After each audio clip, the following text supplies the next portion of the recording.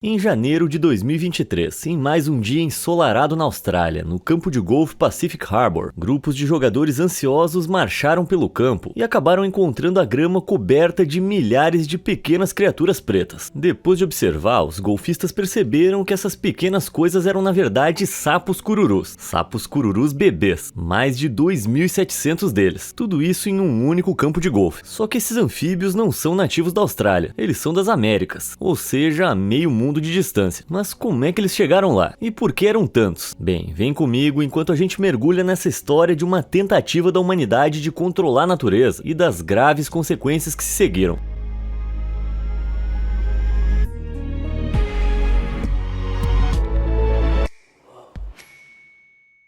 Vamos voltar à década de 1860, quando fazendeiros em Queensland cultivavam uma das principais exportações da Austrália, a cana-de-açúcar, de onde podemos extrair, exatamente, o açúcar. Porém, na década de 1880, esses fazendeiros enfrentaram um pequeno problema, o besouro da cana. Esse é um grupo de espécies de insetos que se alimentam das folhas da cana, e o pior é a prole deles. As larvas dos besouros Greyback e French eclodem no subsolo e comem as raízes da cana, atrofiando ou matando as plantas completamente.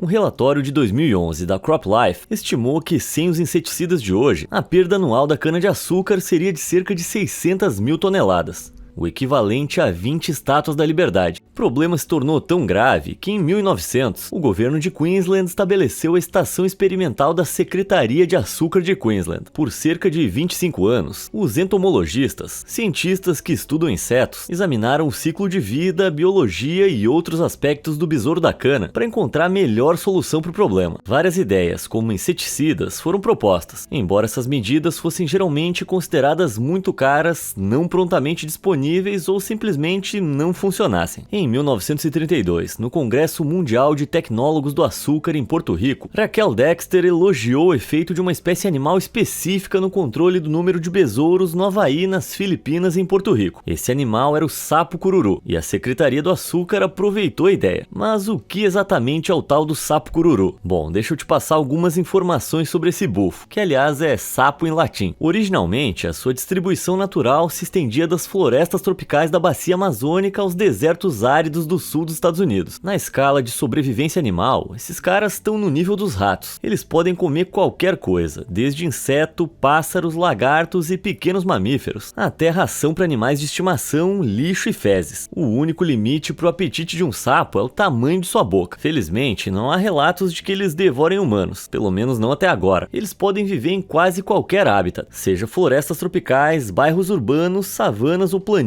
Os sapos cururus vivem cerca de 5 anos na natureza e medem de 15 a 23 centímetros de comprimento, que é quase a mesma coisa que um garfo, só que é bom deixar eles longe da comida. Esse sapo é mortal desde o momento em que o seu ovo choca. A sua desova libera veneno em cursos d'água que matam peixes, e a toxina de um girino corre por todo o corpo, tornando-o letal para qualquer animal que o coma. Os sapos cururus são reprodutores prolíficos, com fêmeas capazes de colocar uma sequência de 35 mil ovos por vez. Em um sapo adulto, você pode ver sacos em cima dos seus ombros. Essas são glândulas parotoides, que secretam uma toxina branca leitosa chamada bufotoxina, que eles usam para se defender contra predadores. Sob pressão, o sapo pode disparar a toxina até 1 metro de distância. Essa coisa é muito perigosa. Se ingerida, pode causar convulsões, paralisia e, em alguns casos, a morte, que ocorreu em apenas 15 minutos. E eu sei o que vocês estão pensando. Por que diabos a Secretaria do Açúcar achou que introduzir um sapo tão venenoso era uma boa ideia? Bom, vamos lá. A introdução dos sapos cururus foi apoiada por um artigo científico revisado por pares, pela organização científica CSIRO, pela comunidade e pelo primeiro-ministro, e atendeu aos regulamentos de quarentena. Basicamente, todo mundo achava que os sapos seriam um sucesso garantido, especialmente depois da bem-sucedida introdução da mariposa do cacto em 1926. Essa espécie comedora de cactos foi trazida para combater a disseminação do cacto pera espinhosa, que havia tomado conta de mais de 24 milhões de hectares de terra em Nova Gales do Sul e Queensland. Em 1933, as populações desse cacto em Queensland tinham reduzido em 80%, convencendo os australianos de que o controle biológico era o caminho a seguir. Em junho de 1935, a Secretaria de Açúcar enviou seu entomologista Reginald Montgomery ao Havaí. Como todos os outros, Reginald estava convencido de que a introdução do sapo seria eficaz. Ele conseguiu capturar 102 sapos cururus, 51 fêmeas e 51 machos. Em então ele voltou à Austrália com eles embalados em 2 caixas. Ao chegarem no país, os sapos estavam desidratados, com um macho morrendo no caminho. Sem se deixar intimidar, Reginald levou os sapos restantes para a Fazenda Experimental Moringa, que era um dos postos avançados da Secretaria de Açúcar, nos arredores de Gordonville, no estado de Queensland. Lá havia um gazebo cercado, montado para os sapos se reproduzirem. Apesar da jornada cansativa, os sapos certamente ficaram agitados. Em agosto de 1935, os 101 sapos aumentaram para 2.400, os quais foram todos soltos por Reginald na natureza. Porém, havia algumas pessoas naquela época que eram contra essa proposta. Em dezembro de 1935, preocupações do entomologista Walter Froggatt levaram à proibição da liberação de mais sapos. Em palavras dele, esse grande sapo, imune a inimigos, onívoro em seus hábitos e que se reproduz o ano todo, pode se tornar uma praga tão grande quanto o coelho ou o cacto. Infelizmente, para Walter, a sua proibição não durou muito. Os colegas amantes de sapos de Froggatt o criticaram por ser decididamente pessimista e por ter um preconceito incurável. Em setembro de 1936, após uma reunião do primeiro-ministro de Queensland, do ministro da Agricultura, da Secretaria de Açúcar e dos produtores de cana, o primeiro-ministro Joseph Lyons cedeu à pressão e suspendeu a proibição. A decisão de Lyons levou à importação de sapos cururus com pouca ou nenhuma verificação ou medidas de controle em vigor. E o maior problema é que ninguém se preocupou em verificar se, uma vez trazidos para a Austrália, os sapos realmente comiam besouros da cana. Mas então, a introdução do sapo cururu foi eficaz? Não. Os besouros vivem nos galhos superiores das plantas de cana-de-açúcar, que os sapos não conseguem escalar. Então, as oportunidades para os sapos caçarem os besouros são escassas. Os besouros greyback descem apenas brevemente ao solo para depositar os seus ovos. Já os besouros French ficam no solo apenas quando não há cobertura, e os sapos cururus evitam os canaviais nesse período. Então, por consequência, há poucos casos em que os dois animais ficam juntos no mesmo lugar ao mesmo tempo. A análise do biólogo Rick Shine descobriu que nos anos em que os sapos foram soltos nos canaviais, não houve aumento na produção. E como eu falei antes, os sapos são incrivelmente tóxicos e envenenam predadores nativos que comem os besouros, como o lagarto monitor amarelo, aumentando assim as populações de besouros. Para piorar a situação, em 1945, o pesticida Gamaxine foi testado com sucesso, e os produtores de cana usaram para lidar com besouros e larvas. Embora o estrago já estivesse feito, pode-se dizer que as verificações da Secretaria do Açúcar poderiam ter sido um pouco mais completas. Os cientistas que trabalhavam no projeto eram especialistas em sua área, eles não eram burros. O problema era que, na época, a Secretaria do Açúcar, os cientistas e os funcionários do governo, todos eles, se deixaram levar por essa mania bajuladora que tornou impossível que alguém com preocupações reais, como Froggatt, acabasse sendo ouvido. A atitude entusiasmada de Reginald em relação às espécies invasoras não foi surpreendente. Na Austrália colonial, as sociedades de aclimatação começaram a trazer flora e fauna da Europa, sem se importar com o efeito que isso teria nas espécies nativas. Essa atitude remonta ao início da Austrália em 1788, quando a primeira frota, um grupo de 11 navios que transportavam colonos, condenados e oficiais, chegou da Inglaterra a Sydney Cove. Esses colonos e outros que o seguiram traziam flora e fauna para trabalho, comida e para matar a saudade de casa. Em 1859, o colono inglês Thomas Austin introduziu coelhos em sua propriedade, Barron Park, importando 13 deles da vila de Baltonsborough, na Inglaterra. Agora, estima-se que existam 200 milhões de coelhos selvagens na Austrália, que comem excessivamente a plantação nativa. Da mesma forma, os gatos selvagens são um dos maiores contribuintes para a perda de vida selvagem na Austrália. Desde que foram comprados pela primeira frota, os gatos passaram a habitar 99,9% da massa terrestre da Austrália, incluindo regiões alpinas, desertos, costas e mais de 100 ilhas. A cada ano, um gato selvagem mata aproximadamente 390 mamíferos, 225 répteis e 130 pássaros. Coletivamente, eles são responsáveis pela morte de 1,4 bilhão de animais australianos todo ano. Isso é muita, mas muita coisa. No século XX, as ideias sobre ecologia estavam melhorando, com as pessoas tendo mais orientação científica nas suas abordagens. Mas, como podemos ver pelos sapos, a crença colonial de que o hábitat da Austrália poderia ser melhorado ainda existia na década de 1930. Desde que Reginald soltou os 2.400 sapos, a sua população aumentou para mais de 200 milhões. Desde então, o alcance dos sapos cururus cresceu no norte da Austrália, e eles se movem continuamente ao oeste a uma distância estimada de 40 a 64 km